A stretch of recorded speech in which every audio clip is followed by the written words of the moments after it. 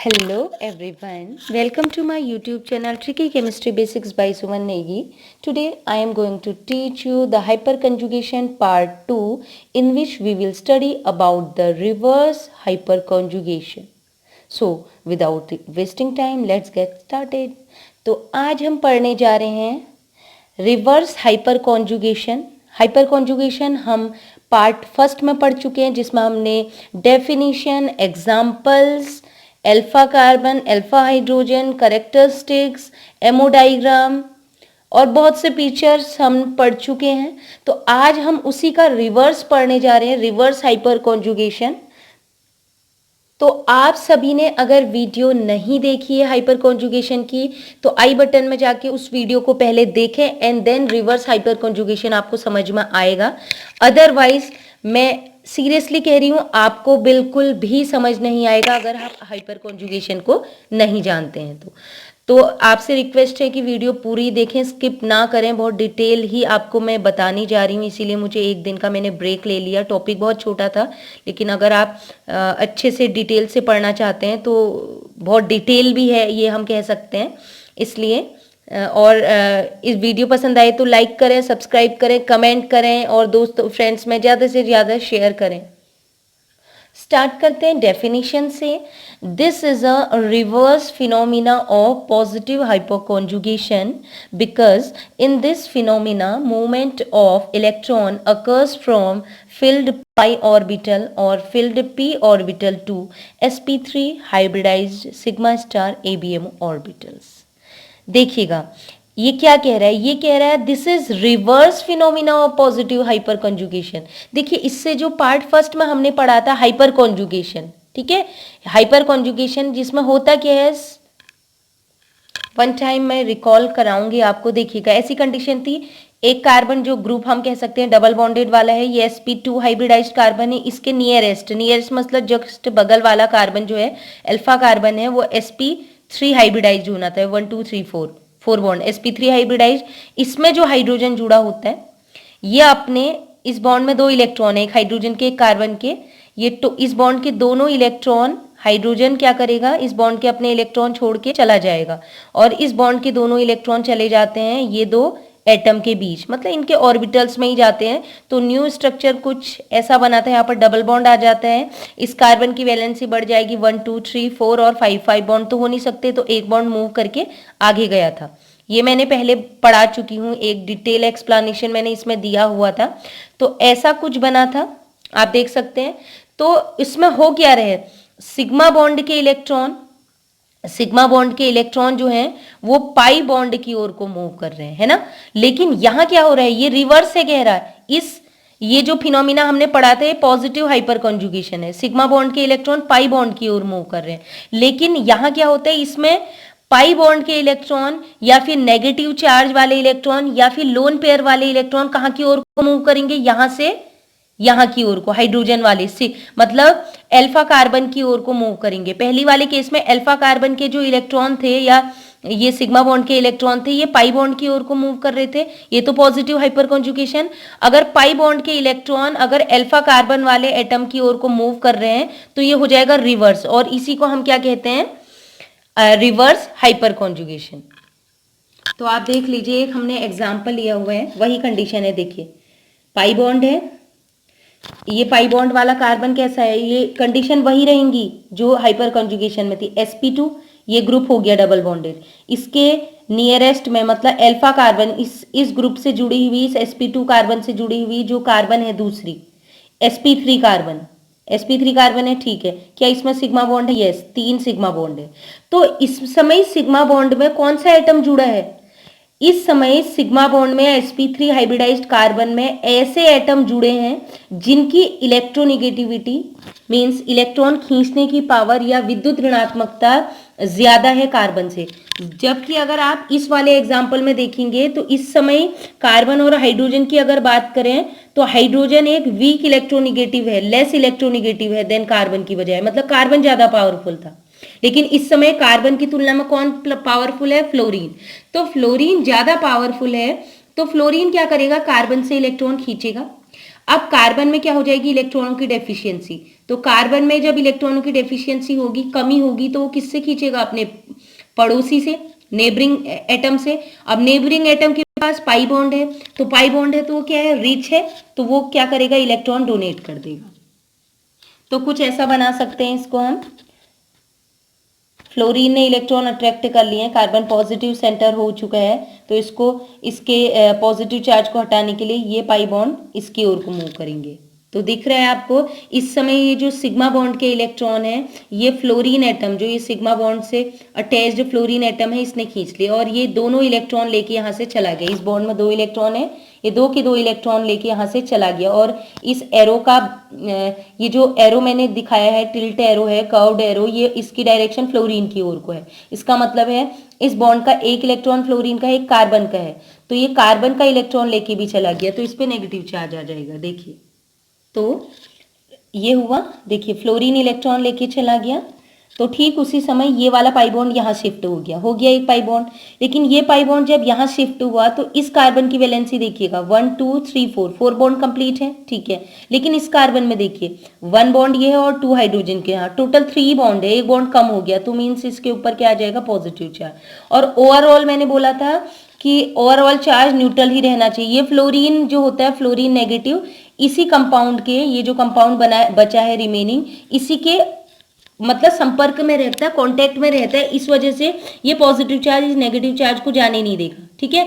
इस वजह से ओवरऑल अगर हम देखें इस कंपाउंड को, तो ये नेगेटिव पॉजिटिव को न्यूट्रलाइज कर देगा, तो ओवरऑल अभी भी न्यूट्रल है।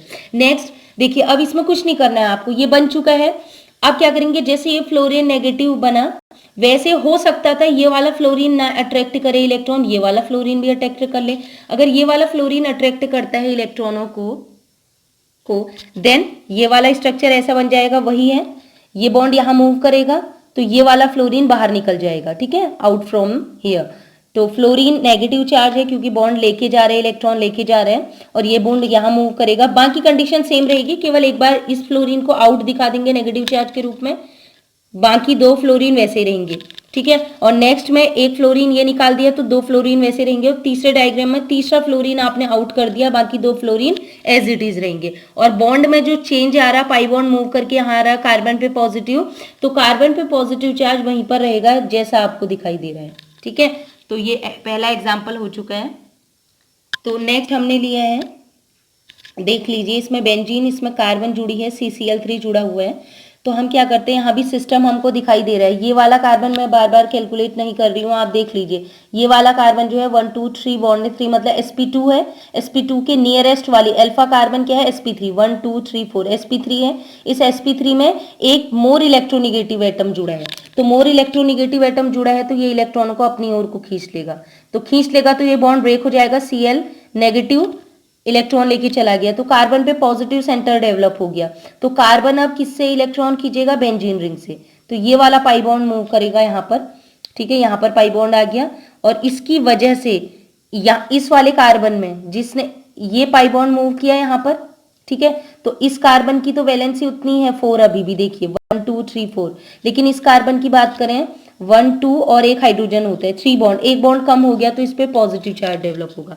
सिमिलरली अब ये जो मैं आगे को डायग्राम दिखा रही हूँ, ये तो है एक रेजोनेंस फिनोमिना, ये एक प्रकार से कॉन्जुगेशन हो रहा है, हम कह सकते हैं रेजोनेंस हो रहा है।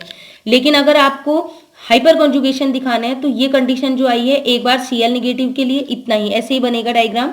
एक बार Cl निगेटिव बाहर दिखा दिया, दूसरे डायग्राम में इस Cl के साथ बॉन्ड दिखा दीजिएगा, इसको Cl निगेटिव दिखा दीजिएगा, तीसरे डायग्राम में इस Cl को निगेटिव। आई होप आपको समझ में आया हो।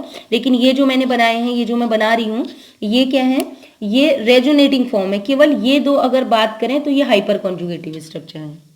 तो ये मैं पहले ही बता चुकी हूँ, लास्ट वाले में देख लेते हैं। अब लास्ट में इस पॉजिटिव को स्टेबलाइज करने के लिए ये पाई बॉन्ड जो बन गया था इस Cl के इलेक्ट्रॉन खींचने से, तो ये वापस आएगा, तो इस कार्बन पे पॉजिटिव चार्ज आ जाएगा। तो इस कार्बन को स्टेबलाइज करने के लिए मैंने बोला था ये Cl निगेटिव जो बाहर निकला था वो इसी कंपाउंड के चारों ओर घूमता रहता है। तो ये नेगेटिव ने देखा कि कार्बन फिर से पॉजिटिवली चार्ज हो गया, तो ये दोबारा से अटैक करेगा, तो नेगेटिव वाला पॉजिटिव पर अटैक करेगा, ठीक उसी समय ये बॉन्ड आगे खिसक जाएगा। ये तो मैंने बता चुकी हूँ।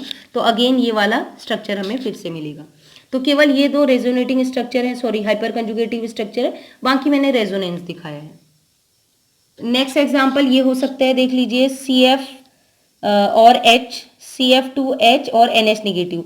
तो ये कंपाउंड भी शो कर सकते हैं, देखिएगा या तो डबल बॉन्ड होना चाहिए या फिर नेगेटिव चार्ज या लोन पेयर, ठीक है। तो नेगेटिव चार्ज वाली कंडीशन वही है, फ्लोरीन की इलेक्ट्रोनेगेटिव। अब यहाँ पर देखिए, यहाँ पर जो sp3 हाइब्रिडाइज्ड कार्बन है और ये sp2, अभी sp3 अभी sp2 बन जाएगा, ठीक है। तो मैं sp3 लिख रही हूँ एरो करके, ये अभी sp2 बन जाएगा। तो sp3 हाइब्रिडाइज कार्बन में एक तो फ्लोरीन जुड़े हैं 2 और एक हाइड्रोजन जुड़े हैं। तो आप कहोगे इसमें तो सिंपल पॉजिटिव हाइपर कंजुगेशन भी हो सकता है, हाइड्रोजन डोनेट करेगा। तो हाइड्रोजन की डोनेट करने की बजाय फ्लोरीन का अट्रैक्ट करना ज्यादा अच्छा है ना, क्योंकि फ्लोरीन क्या करेगा, इलेक्ट्रॉन डेंसिटी को दूर तक ले जाएगा। क्योंकि अगर किसी भी कॉन्जुगेटेड सिस्टम में इलेक्ट्रोनेगेटिव एटम जुड़ जाते हैं तो वो इलेक्ट्रॉनों को क्या करते हैं, पुल करते हैं अपनी ओर को। तो इलेक्ट्रॉन को दूर तक ले जाएंगे तो स्टेबलाइज करेंगे। वैसे भी इसकी पावर ज्यादा होती है, हाइड्रोजन की डोनेशन की बजाय फ्लोरीन का अट्रैक्ट करना ज्यादा पावरफुल होता है। तो फ्लोरीन अट्रैक्ट कर लेगा इलेक्ट्रॉन को, वही कंडीशन। तो ये फ्लोरीन नेगेटिव के रूप में बाहर निकल जाएगा। ठीक उसी समय कार्बन पे पॉजिटिव चार्ज आ जाएगा, उसको स्टेबलाइज करने के लिए ये जो एडजेसेंट sp2 का एटम है NH नेगेटिव, ये अपना इलेक्ट्रॉन यहाँ पर 2 इलेक्ट्रॉन डोनेट करेगा, तो यही बन जाएगा। और दूसरी कंडीशन में दूसरा फ्लोरीन भी तो ऐसे बाहर निकल सकता है, तो इसको भी हम दिखा देंगे। स्ट्रक्चर सेम रहेंगे, केवल एक बार इस फ्लोरीन को एक बार इस फ्लोरीन को। लेकिन इस स्ट्रक्चर में आप हाइड्रोजन को नहीं दिखा सकते। रीजन क्या है, हाइड्रोजन जो है वो शो करता है क्या, पॉजिटिव हाइपर कंजुगेशन। और पॉजिटिव हाइपर कंजुगेशन कभी भी नेगेटिव वाले में एप्लीकेबल नहीं होता, ये मैं पहले बता चुकी हूँ। अब कुछ फीचर्स मैं आपको बताना चाहती हूँ, करेक्टरिस्टिक्स। तो थोड़ा तेजी से हम पढ़ते हैं। रिवर्स हाइपर कंजुगेशन कौन से सिस्टम शो करते हैं।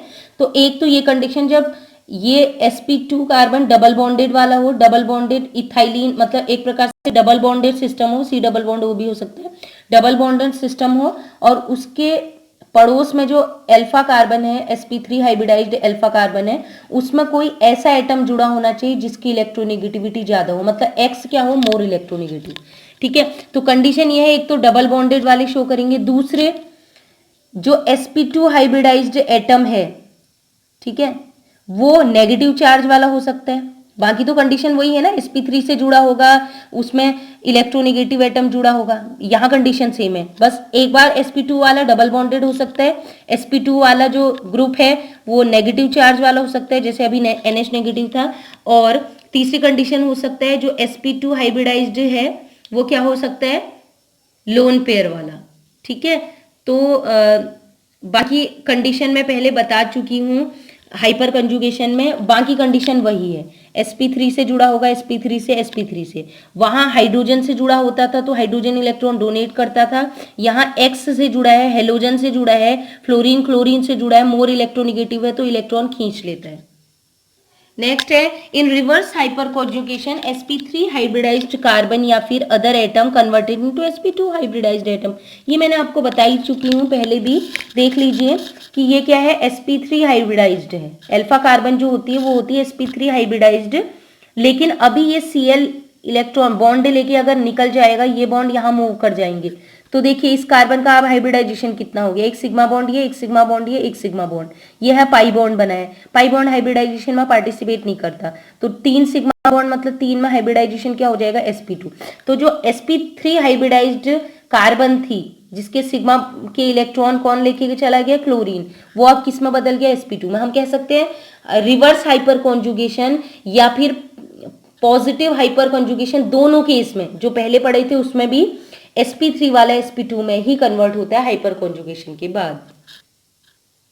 नेक्स्ट है, it is a permanent effect. वही बात है, अगर ये सिस्टम कहीं पर भी है तो वो अपने आप ही इस इफेक्ट को शो करेगा। मतलब ये कंपाउंड आपको कहीं पर मिल रहा है, ये sp2 से sp3 अटैच्ड और sp3 में ऐसा हेलोजन जुड़ा हो, F या फ्लोरीन या क्लोरीन, तो डेफिनेटली वो अपने आप ही शो करने लग जाएगा। ये कंडीशन अपने आप ही शो करेगा, मतलब हमें बाहर से किसी रिएजेंट की जरूरत नहीं होती, इसलिए परमानेंट इफेक्ट हमेशा रहेगा। नेक्स्ट बात करते हैं इसमें, ये बहुत इंपॉर्टेंट पॉइंट है, ध्यान से सुनिएगा। इसमें क्या होते हैं, ये जो पाई बॉन्ड के इलेक्ट्रॉन आपको दिखाई दे रहे हैं, ये पाई बॉन्ड के इलेक्ट्रॉन होते हैं बॉन्डिंग मॉलिक्यूलर ऑर्बिटल में, ठीक है। ये जो 2 पाई इलेक्ट्रॉन दिख रहे हैं इस पाई बॉन्ड के इलेक्ट्रॉन है, ये बॉन्डिंग मॉलिक्यूलर ऑर्बिटल में होते हैं। अब जब ये मूव करेंगे यहाँ पर मूव करेंगे तो ये कार्बन के किस ऑर्बिटल में जाते हैं, तो ध्यान से देखिएगा। तो ये कार्बन के जो बॉन्डिंग मॉलिक्यूलर ऑर्बिटल है वो पहले ही भरे रहते हैं, मैं अभी डायग्राम से दिखाऊंगी, ये पहले ही भरे हैं। तो जब ये डोनेट करेगा तो यहाँ पर तो अभी ऑर्बिटल भरे हुए हैं, तो ये क्या करेगा, इलेक्ट्रॉन इसको डोनेट करेगा। तो कौन से वाले में इलेक्ट्रॉन जाएंगे, जो इसके खाली होंगे, और खाली कौन से होते हैं, anti bonding molecular orbital. Sigma BMO भरे हुए हैं, इसलिए ये इलेक्ट्रॉन किस में डोनेट कर देता है, सिग्मा स्टार एबीएमओ में। तो इलेक्ट्रॉनों का मूवमेंट होगा पाई बीएमओ से सिग्मा स्टार एबीएमओ में। नेक्स्ट एमओ डायग्राम भी देख लेते हैं। देखिए एक्चुअल में ऐसा होगा नहीं, देखिए आपको मैंने एमओ डायग्राम की भी बहुत सी वीडियो बनाई हुई हैं, तो उसमें मैंने PP orbital, pk3 orbital, other atom के भी pk3 ऑर्बिटल कंबाइन करते हैं तो 3 बीएमओ 3 एबीएमओ बनते हैं। उन 3 px py pz में भी px के जो pz ऑर्बिटल है उसकी एनर्जी अलग होती है, px py पाई बॉन्ड बनाते हैं उसकी एनर्जी, ये मैं बता चुकी हूँ। बट एक समझाने के लिए मैं एक सिंपल सा डायग्राम लिया है। मान लीजिए कार्बन और फ्लोरीन, यही तो कंडीशन है, कार्बन और फ्लोरीन या कार्बन या क्लोरीन, इनके बीच क्या हो रही है, सिग्मा बॉन्ड बना है। सिग्मा बॉन्ड बना है तो ओवरलैपिंग होगी। अब कार्बन के कौन से बॉन्ड ओवरलैप कर रहे हैं, क्योंकि sp3 हाइब्रिडाइज्ड है, मतलब p ऑर्बिटल ओवरलैप कर रहे हैं। तो मान लीजिए इसके pz ऑर्बिटल ओवरलैप कर रहे हैं, ठीक है। pz को हमने माना था कि वो लीनियर एक्सिस वाला है। एनसीईआरटी का न्यू कन्वेंशन ये कहता है कि ये वाला ऑर्बिटल जो होगा वो pz ऑर्बिटल माना जाएगा, ठीक है। और ये py होता है और ये वाला सीधे वाला होता है px, ठीक है। ये आपने मानना है, आप किसी को भी मान सकते हैं। तो ये pz ऑर्बिटल कार्बन का है, ठीक है। ये फ्लोरीन का pz ऑर्बिटल है, ठीक है। कार्बन के pz की एनर्जी थोड़ा सा ज्यादा होती है क्योंकि इसकी इलेक्ट्रोनिगेटिविटी कम, और जिसकी इलेक्ट्रोनिगेटिविटी ज्यादा है, जैसे फ्लोरीन की इलेक्ट्रोनिगेटिविटी ज्यादा है, इसकी एनर्जी थोड़ा सा कम रहती है। अब क्या होगा, ज्यादा डिफरेंस नहीं है। अब ये ओवरलैप करेंगे, तो जब एक पेरेंट ऑर्बिटल ओवरलैप करेंगे तो टोटल 2 ऑर्बिटल्स बनेंगे, एक यहाँ, एक कम एनर्जी वाला और 1 क्या हो जाएगा, हायर एनर्जी वाला। तो लोअर एनर्जी वाला को हम बॉन्डिंग मॉलिक्यूलर ऑर्बिटल कहते हैं, हायर वाले को एंटी बॉन्डिंग, ठीक। तो बॉन्डिंग मॉलिक्यूलर ऑर्बिटल जो होता है उसमें सेम फेज, पॉजिटिव वाला फेज, पॉजिटिव फेज इंटरेक्ट करते हैं, तो यहाँ बॉन्ड फॉर्मेशन हो जाते हैं।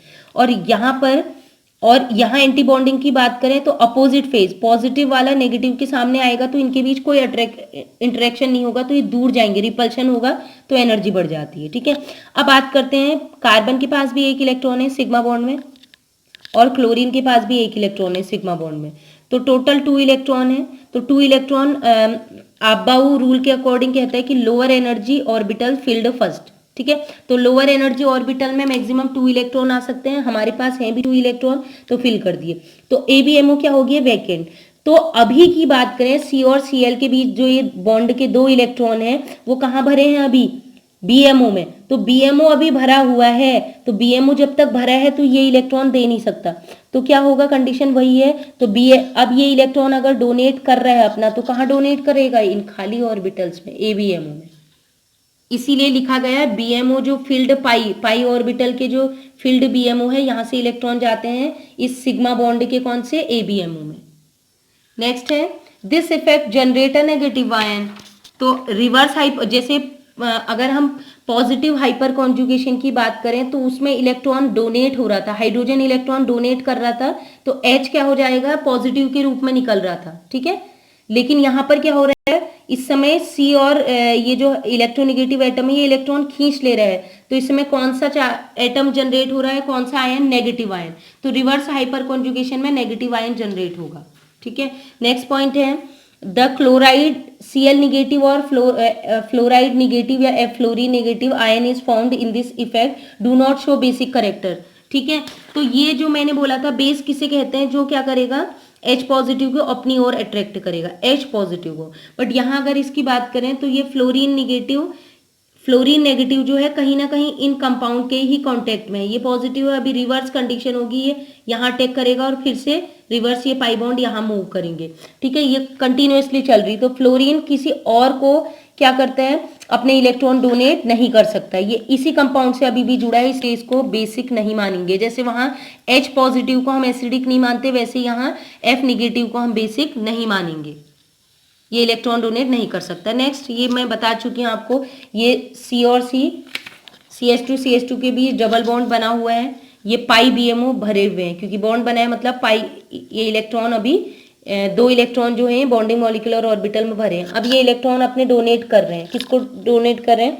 sp3 हाइब्रिडाइज्ड कार्बन और Cl के बीच जो बॉन्ड बना है वहां। अब यहाँ तो पहले से ही बॉन्ड बना है मतलब बीएमओ फील्ड है, तो ये इलेक्ट्रॉन कहाँ डोनेट करेंगे? इसके एक दूसरे होते हैं एबीएमओ, तो एबीएमओ इस समय क्या है? एबीएमओ वैकेंट है, तो उन वैकेंट ऑर्बिटल में ये इलेक्ट्रॉन डोनेट करेगा। लास्ट क्वेश्चन मैं आपको बताना चाहती हूँ, ये आपसे पेपर में या कहीं भी पूछा जा सकता है कि CCl3 और CF3 में से हायर हाइपर कंजुगेशन इफेक्ट कौन शो करता है, कौन ज़्यादा स्टेबल होता है? तो जैसा कि आपको पता है कि जिसका हाइपर कॉन्जुगेशन इफेक्ट ज़्यादा वो ज़्यादा स्टेबल, तो CCl3 का हाइपर कॉन्जुगेशन इफेक्ट ज़्यादा होता है देन CF3 की तुलना में, ठीक है। तो इसका रीजन क्या है? आप कहोगे फ्लोरीन की इलेक्ट्रोनिगेटिविटी ज्यादा है, ये तो इलेक्ट्रॉनों को खींच सकता है ज्यादा, तो इसकी स्टेबिलिटी ज्यादा होनी चाहिए। बट रीजन क्या है? दोनों इलेक्ट्रॉनों को खींचेंगे, फ्लोरीन भी खींच रहा है, क्लोरीन भी खींच रहा है, फ्लोरीन अच्छे से खींच रहा है इलेक्ट्रॉन को, ठीक है आपकी बात। बट फ्लोरीन जब इलेक्ट्रॉनों को अपनी ओर को खींच रहा है, तो इन इलेक्ट्रॉनों को स्टेबलाइज करने के लिए, रखने के लिए उसके पास जगह है, उसके पास क्या 3D ऑर्बिटल है, ठीक है। देखिए उसके पास ऑर्बिटल, खाली ऑर्बिटल है ही नहीं, पी तो इलेक्ट्रॉन भरे हुए हैं, पी में तो 5 और इलेक्ट्रॉन ऑलरेडी हैं, एक ही इलेक्ट्रॉन और आ सकता है ना। तो एक्स्ट्रा इलेक्ट्रॉन, देखिए इलेक्ट्रॉनों को अगर ये खींच रहा है, कार्बन के इलेक्ट्रॉनों को खींच रहा है, तो रीजन है कि इसके पास खाली ऑर्बिटल होनी चाहिए, लेकिन इसके पास कोई भी खाली ऑर्बिटल नहीं होते हैं, क्योंकि इसका विन्यास होता है 2p 2s और 2p में ही होता है, इसमें 3D की कोई ऑर्बिटल खाली नहीं होते। तो इसके पास जब ऑर्बिटल ही नहीं है, खाली ऑर्बिटल, तो इन इलेक्ट्रॉनों को जिनको ये खींच रहा है अपनी ओर को, कहाँ रखेगा? तो क्या हो जाएगा इस कंडीशन में? ये इन इलेक्ट्रॉनों को खींच तो लेगा, लेकिन स्टेबलाइज नहीं कर पाएगा, उनको रखने के लिए जगह ही नहीं है। तो इस कंडीशन में ये जो अट्रैक्टेड इलेक्ट्रॉन स्टेबलाइज नहीं होते, इस वजह से CF3 जो है अगर ग्रुप में कहीं कंपाउंड में जुड़ा है, तो वो क्या हो जाएगा? Less stable. अगर इसकी बात करें, कंपेयर करें CCl3 से, तो CCl3 की इलेक्ट्रोनेगेटिविटी कम है फ्लोरीन की तुलना में, बट होता क्या है? Cl का होता है 3s और 3p और 3d, इसके पास वैकेंट 3D ऑर्बिटल होते हैं, खाली रिक्त 3D कक्षक होते हैं। तो जब ये इलेक्ट्रॉनों को अपनी ओर को खींचेगा, सिग्मा बॉन्ड के इलेक्ट्रॉनों को, तो उन इलेक्ट्रॉन को कहाँ होल्ड कर सकता है? 3D ऑर्बिटल में होल्ड कर सकते हैं। तो 3D ऑर्बिटल खाली थे, वहां इलेक्ट्रॉन चले गए, तो आसानी से वो क्या हो जाएगा? स्टेबलाइज हो जाएगा। इस वजह से CCl3 ज्यादा स्टेबल करेगा, मॉलिक्यूल को स्टेबलाइज करता है due to more hyper conjugative structure because of presence of vacant 3D orbital. तो आज हमने रिवर्स हाइपर कॉन्जुगेशन की को एक डिटेल एक्सप्लेनेशन के साथ पढ़ा है। आई होप आपको ये पसंद आया हो। तो keep sharing, keep loving and keep watching, and till then and bye bye.